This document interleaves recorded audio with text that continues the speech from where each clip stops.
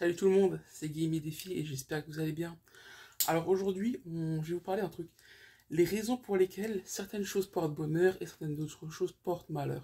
Vous savez, on dit toujours, ouais, le fer à cheval ça porte bonheur, le chiffre 13 il porte malheur. Ben moi je suis allé voir pourquoi est-ce qu'il porte malheur et du coup je vais vous les dire. Je souhaite d'abord donner un disclaimer. Ça va un peu parler de religion, ce qui divise les gens. Je suis vraiment désolé parce que j'ai pas trouvé d'autre explication en fait. Donc si jamais je dois expliquer des trucs de religion, bah, je les expliquerai.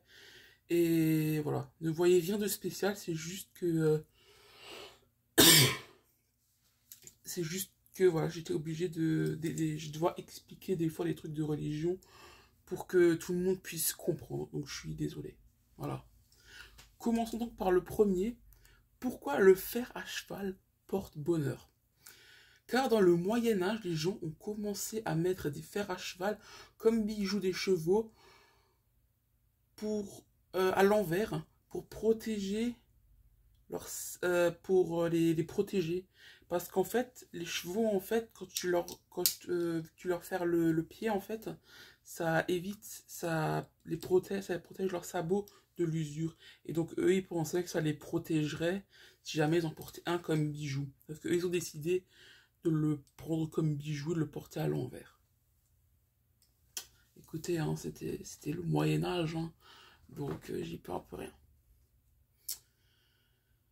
Pourquoi le trèfle à quatre feuilles porte chance? Ah oui, j'ai oublié encore de dire autre chose. D'abord, on va faire tout ce qui porte bonheur et après tout ce qui porte malheur. Voilà. Pourquoi le trèfle à quatre feuilles porte bonheur? Selon une tradition chrétienne, chaque feuille du trèfle portée par Ève, chassée de l'Éden. Alors l'Éden, c'est l'endroit où il y avait tous les fruits, enfin les arbres fruitiers, les cerisiers, les pêchers, enfin tous les fruits où il y avait, où ils étaient quoi, et où ils ont été bannis parce qu'ils ont mangé des pommes du pommier. Voilà. Rappelle la forme de la croix. La première serait pour l'espérance, la deuxième pour la foi, la troisième pour la charité, et la quatrième pour la chance. Voilà. Donc apparemment, ça ferait penser... apparemment, c'est une tradition chrétienne. On fait pas de tradition, hein. En tout cas, je suis pas très pratiquant, mais je connais pas ça, quoi. C'est une tradition. Ah, parce qu'apparemment, elle portait une feuille d'un trèfle. Enfin, elle porte un trèfle à quatre feuilles. Ève, quand elle s'est fait virer de l'Éden. Ah, ok. Et donc ça rappellerait, chaque feuille serait une branche de la croix. Ok. Alors là, ça je suis choqué. Pourquoi la patte du lapin porte bonheur? C'est parce qu'il est fort pour se reproduire et c'est un symbole de fécondation, un concept associé à la fertilité et donc à la chance. Donc ça porte chance parce qu'il était fort pour faire des lapinous. Et que du coup, ça porte chance apparemment de savoir se reproduire assez rapidement. Ah ok. Je savais pas que c'était une chance de savoir faire ça. Mais bon, après pourquoi pas? Pourquoi pas? Ah oui, pourquoi le numéro 7 porte chance? Bah, c'est parce que toutes les religions l'ont nommé comme régulateur du monde. En fait, toutes les religions se sont mises d'accord pour dire, ouais, le chiffre 7, il porte bonheur. Et c'est apparemment un régulateur du monde. Je sais pas pourquoi, mais apparemment c'est comme ça. Pourquoi le numéro 12 porte bonheur? Parce que ça représente la fin de quelque chose. La plupart du temps, on parle de nombres parfaits où on peut dire que c'est à la fois la fin d'un cycle ou un point d'harmonie. Apparemment, en fait, quand tu fais des fins et que c'est le cycle, et que c'est la fin d'un cycle, apparemment, ce serait le 12e cycle, apparemment. Ou apparemment, quand on parle d'un nombre parfait, on dit 12. C'est vrai que maintenant que j'y pense, 12, c'est le nom de personnes qu'il te faut pour une équipe de foot en fait. Parce que vous êtes 11. Mais si tu prends un 12e, t'as deux remplaçants au lieu d'un. J'ai envie de dire, c'est mieux que d'avoir qu'un seul remplaçant, non? Bon, après je juge pas, quoi, mais moi, c'est ce que je pense. Bon, maintenant, on va passer aux choses qui portent malheur. Bon. Passer sous une échelle porterait malheur? Oui, je vais à chaque fois dire malheur comme ça. C'est de la superstition de chrétiens. Mais vous avez quoi avec ma putain de... Ils ont quoi avec ma vacherie de religion? Car elle est adossée. Ah ouais, parce que elle était adossée pour hisser le crucifié. Donc poser une échelle est associée à l'image de la trahison de Judas à la mort de Jésus. Oui, parce que Judas, parce que oui, là je sens qu'il y en a qui sont derrière leur écran, ou derrière leur téléviseur, qui sont là en mode, mais de qu'est-ce qui parle là? Qu'est-ce qui me baragouine là? Euh, le Judas, c'est pas le truc qui est à la porte, hein, où tu peux regarder au travers pour voir qui c'est qui vient. Enfin, si, ça s'appelle aussi un Judas, mais Judas, c'était aussi un des apôtres de Jésus qui, à la fin, l'a trahi. Et donc, c'est pour ça qu'il est mort, crucifié sur la croix. Donc, en fait, ça représenterait le fait d'adosser la croix, une échelle à la croix, et pour hisser le crucifié, et c'est associé à l'image de la trahison de Judas envers Jésus. Donc en fait, ça veut dire qu'en fait, quand tu passes sous une échelle, ça veut dire qu'en fait, tu vas te faire trahir ou que tu as trahi quelqu'un. Ok? D'accord.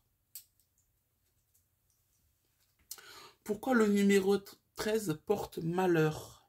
Malheur. Pardon. D'une part, donc c'est pas que pour ça, c'est aussi pour d'autres choses, mais c'est la seule partie que j'ai trouvée en tout cas. Car le trait, donc d'une part, car le numéro 13, parce que à la scène, je ne sais pas où c'est, dernier repas de Jésus-Christ entouré de tous ses apôtres. En gros, le 13 porterait malheur un peu parce que le dernier repas qu'il a eu avec tous ses apôtres, c'était un 13 apparemment. Parce que comme vous le savez, il n'y a pas d'étage 13 dans un hôtel, il n'y a pas de rangée 13 dans un avion. Il n'y a rien de tout ça. Et apparemment, ce serait un peu à cause, parce que c'est le dernier jour où Jésus il a pu manger avec ses apôtres, avant de se faire crucifier. Excusez-moi, je suis un peu obligé de descendre. Pourquoi verser du sel sur la table porte malheur? Car le sel est souvent associé à la chance et que renverser, c'est dommage et qu'il faut jeter derrière son épaule. Ah oui, parce que le sel, c'est souvent associé à la chance et qu'en gros, c'est dommage d'en renverser parce que t'es obligé, parce que t'en as gaspillé et que du coup, tu dois prendre du sel et le jeter pas derrière ton épaule gauche. Je sais que pour vous, c'est mon épaule droite, mais c'est parce que l'image, elle est reverse. Ne vous inquiétez pas. Ouais.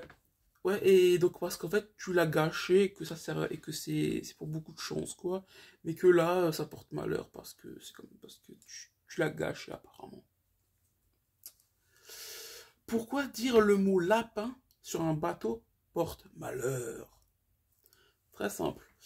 C'est parce que les planches, les cordages et les époutres qui calfataient les coques étaient aussi leur appétit de ces petits rongeurs causera-t-il de nombreux naufrages? Apparemment, c'est parce que tout ce que j'ai dit là, les planches, le cordage, les poutres qui qualifiaient les coques, bah apparemment ils avaient bien grignoté ça et que du coup ils pensaient qu'il y aurait beaucoup de naufrages. Et est-ce qu'ils ont causé beaucoup de naufrages? Je sais pas, j'ai pas vu là. Je sais pas, j'ai pas regardé. J'ai plutôt pas trouvé en vrai. Parce que ça, on ne le saura sûrement jamais. Mais d'ailleurs, c'est pour ça aussi que le Titanic il a coulé. Il y avait des lapins sur le pont. Il y avait des lapins. Peut-être qu'il y avait juste moi aussi et que du coup j'ai porté malheur. Peut-être qu'en fait, il y avait quelqu'un qui était passé sous une échelle, qui avait le numéro 13, qui est dans la cabine numéro 13, qui quelqu'un a renversé du sel et qui avait des lapins. Et que quelqu'un a brisé un miroir. Parce que c'est le prochain truc dont on va parler, qui est pourquoi casser un miroir porte malheur. Quand on était sous l'emprise de l'Empire romain, le miroir était rare et précieux. On croyait qu'il renvoyait l'image des corps, mais aussi de l'âme. Donc casser son reflet était comme abîmer son âme. Donc les gens pensaient qu'en fait, vu que c'était rare et précieux, en fait, ça renvoyait notre image à nous, mais aussi notre âme, en fait. Et donc, en fait, on pensait qu'en fait, quand on cassait un miroir, même si tu faisais pas exprès, bah, tu abîmais ton âme. Bon, on s'est rendu compte par plus tard que c'était pas du tout le cas, mais ouais, ça tient la route. Moi, j'ai envie de dire que ça tient la route, ouais. T'as cassé ton âme, t'as cassé un miroir, donc tu as abîmé le truc, enfin tu as abîmé l'image de t'as abîmé ton âme. Ouais, ça, je vais encore le truc. Ça, je vais bien encore l'admettre. Mais il y a des trucs comme pourquoi le chiffre 7 porte chance? Parce que toutes les religions se sont mises d'accord. J'ai envie de dire, c'est un peu pourri, quoi, comme réponse, quoi. Je veux dire, je sais pas, ils auraient pu faire un truc stylé comme, euh,